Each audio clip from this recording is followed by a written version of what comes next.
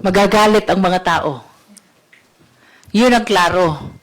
Because the survey already shows the super majority of the Filipino people who are waiting for this trial, no? From my last recollection, 74% ng mga Pilipino ang gustong-gustong matuloy na itong impeachment trial na ito. Anong mensahe po kaya sa tingin niyo would it send if the Senate remains preoccupied po with internal leadership issues while an impeachment trial is pending? Magagalit ang mga tao. Yun ang klaro. Because the survey already shows the super majority of the Filipino people who are waiting for this trial, no?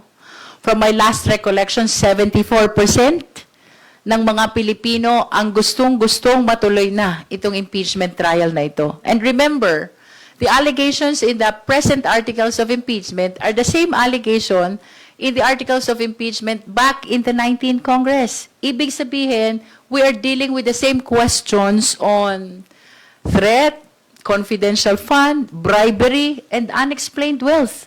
Which means, simula 19th Congress hanggang sa oras na ito, wala pa pong naririnig na kasagutan ang sambayanang Pilipino. So to your question, kung anong magiging consequence, anong reaction ng mga tao, certainly from my end, magagalit ang mga Pilipino if we keep on delaying this impeachment trial. Siguro ang dagdag ko na lang din, ang mensahe kung magkakaroon ng tuloy-tuloy na pagkakaroon ng delay ay isang araw na naman na hindi nauuna ang pananagutan. Isang araw na naman na hindi na pa-prioritize yung tanong, asan po ba napunta yung pera ng taong bayan? Asan po yung mga sagot para masabi natin na yung pamumuno ay naaayon hindi lang sa konstitusyon, pero sa anong pangangailangan ng mamamayan. Kaya nga po, as the days go by, nakita nating tumataas yung mga humihiling na magsimula na ang paglilitis. Dahil the longer this goes on, the longer these issues are unresolved, mas nararamdaman ng mamamayang Pilipino na hindi inuuna yung mga panawagan nila. Kaya po, para unahin natin yung priority of the Filipino people, kailangan nang magtuloy-tuloy yung paglilitis. Matagal nang iniintay ng sambayan ng Pilipino ang makita ang ebidensya at malaman ang katotohanan dito sa impeachment case na ito. At dapat wala nang maging sagabal sa trial sa Senado. Magagalit ang mga tao. Yun ang klaro. Because the survey already shows the super majority of the Filipino people who are waiting for this trial, no? From my last recollection, 74% ng mga Pilipino ang gustong-gustong matuloy na itong impeachment trial na ito. Anong mensahe po kaya sa tingin niyo would it send if the Senate remains preoccupied po with internal leadership issues while an impeachment trial is pending? Magagalit ang mga tao. Yun ang klaro. Because the survey already shows the super majority of the Filipino people who are waiting for this trial, no? From my last recollection, 74% ng mga Pilipino ang gustong-gustong matuloy na itong impeachment trial na ito. And remember, the allegations in the present articles of impeachment are the same allegation in the articles of impeachment back in the 19th Congress. Ibig sabihin, we are dealing with the same questions on threat, confidential fund, bribery, and unexplained wealth. Which means, simula 19th Congress hanggang sa oras na ito, wala pa pong naririnig na kasagutan ang sambayanang Pilipino. So to your question, kung anong magiging consequence, anong reaction ng mga tao, certainly from my end, magagalit ang mga Pilipino if we keep on delaying this impeachment trial.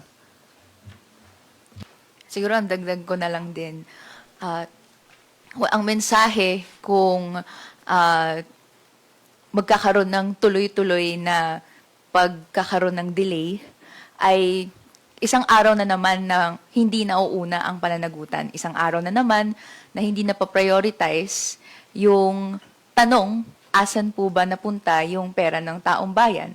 Asan po yung mga sagot para masabi natin na yung pamumuno no, ay naaayon hindi lang sa konstitusyon, pero sa anong pangangailangan ng mamamayan.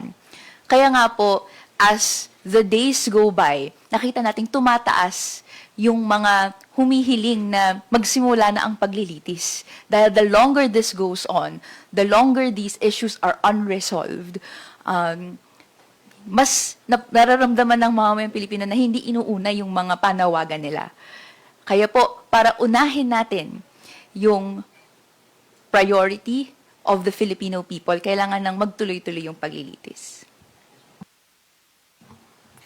Matagal nang iniintay ng sambayan ng Pilipino ang makita ang ebidensya at malaman ang katotohanan dito sa impeachment case na ito.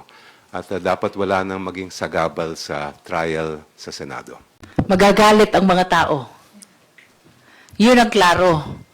Because the survey already shows the super majority of the Filipino people who are waiting for this trial, no?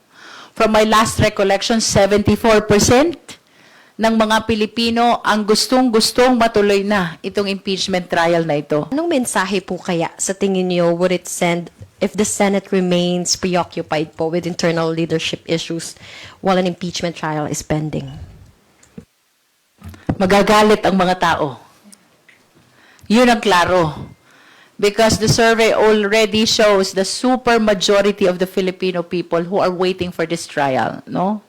From my last recollection, 74% ng mga Pilipino ang gustong-gustong matuloy na itong impeachment trial na ito. And remember, the allegations in the present articles of impeachment are the same allegation in the articles of impeachment back in the 19th Congress. Ibig sabihin, we are dealing with the same questions on threat, confidential fund, bribery, and unexplained wealth. Which means, simula 19th Congress hanggang sa oras na ito, wala pa pong naririnig na kasagutan ang sambayan ng Pilipino. So to your question, kung anong magiging consequence, anong reaction ng mga tao, certainly from my end, magagalit ang mga Pilipino if we keep on delaying this impeachment trial. Siguro ang dagdag ko na lang din, ang mensahe kung